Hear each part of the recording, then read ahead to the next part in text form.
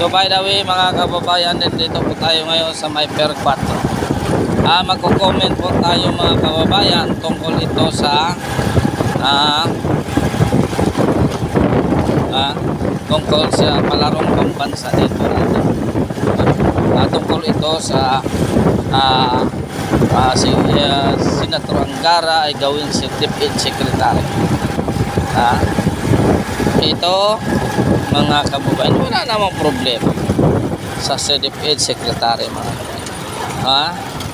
Umaasa pa rin ang administrasyon na magkaroon suna na ngayon, July mga kababayan. Ngayong taon, month na ito, 15 siguro, may suna na mga kababayan. So magkukumit at tayo kung ano ang suna na ito. May suna na kung ano ang lahat ng administrasyon ito.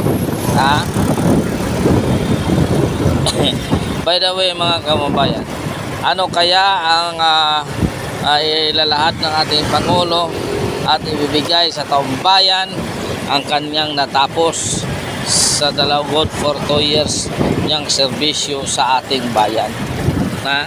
Ano kaya? Sabihin niya ang ragwar niya? Sabihin niya nakahuli sila ng 1,000 ilang tulinada? 2,000 tulinada sa Shabu? Mga kabayan, tapos ito pala ay isang planting. Sasabihin nila ang dragwar ni Marcos walang napatay. Bakit? Binabalita ba ito sa media? Wala mga kababayan, wala.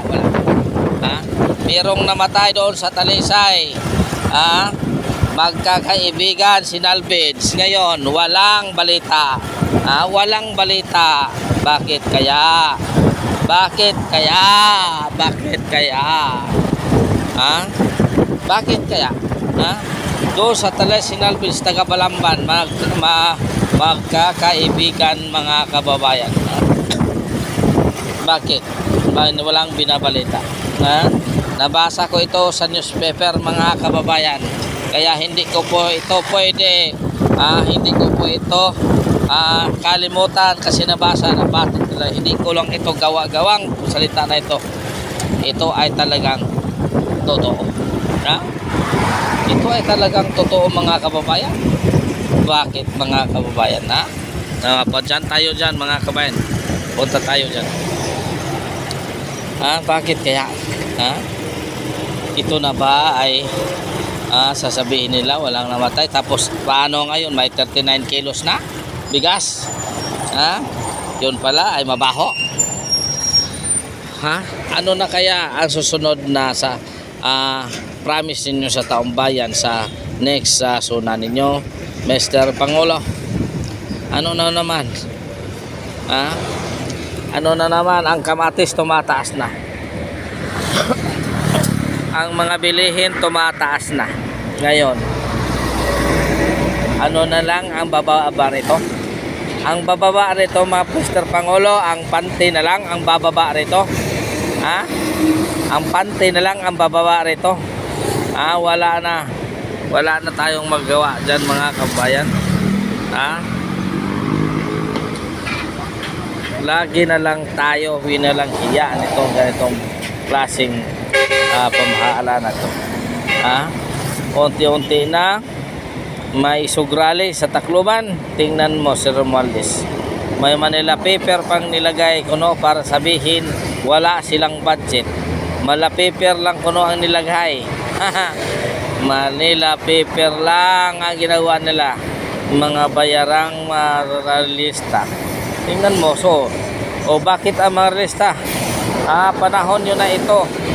Bakit hindi kayo nagrarally? Malapit na ang suna. Bakit hindi kayo nag-register mga kababayan? Bakit hindi kayo nag-register? Bakit hindi kayo nag-register? Bakit hindi kayo nag-register? Meron na bang naka-reserve ninyo na magrarally ngayon or malaki-laki ang binayad sa inyo? Si Babalo, bakit hindi nagrarally? Bakit hindi nagrarally si Babalo? Taon-taon yan, walang miss. Pagka may mga holiday, meron na, nagrarally yan. Bakit ngayon, walang nagrarally? Babalo, ha? Ha? Stator o kampo? O bakit wala kayong ginagawa ngayon? Magpa-reserve ko chip billing. O bakit wala kayong ginagawa? Ha?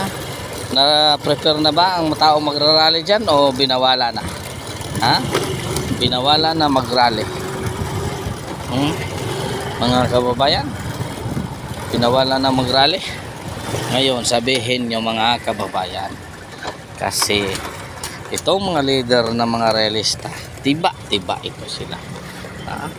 Kawawa ang mga membro. Kawawa na kawawa talaga. Ha? Kawawa talaga.